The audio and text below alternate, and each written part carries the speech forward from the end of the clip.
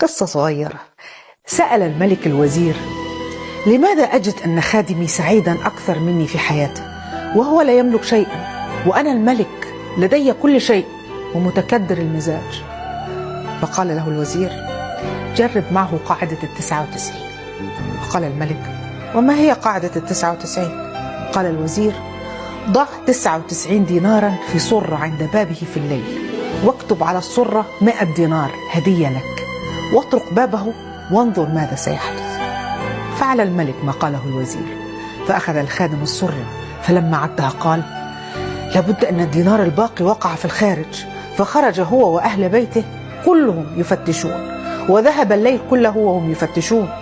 فغضب الأب لأنهم لم يجدوا هذا الدينار الناقص، وثار عليهم بسبب الدينار الناقص بعد أن كان هادئا. وأصبح الخادم في اليوم الثاني متكدر الخاطر لأنه لم ينم طوال الليل. فذهب إلى الملك عابس الوجه متكدر المزاج غير مبتسم ناقم على حاله.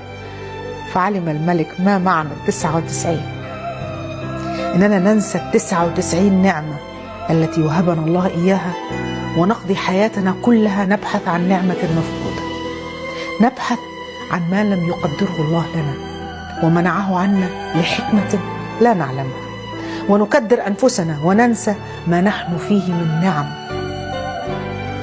الحكمة: استمتعوا بال99 نعمة، واسألوا الله من فضله، واشكروه على نعمه التي لا تحصى ولا تعد.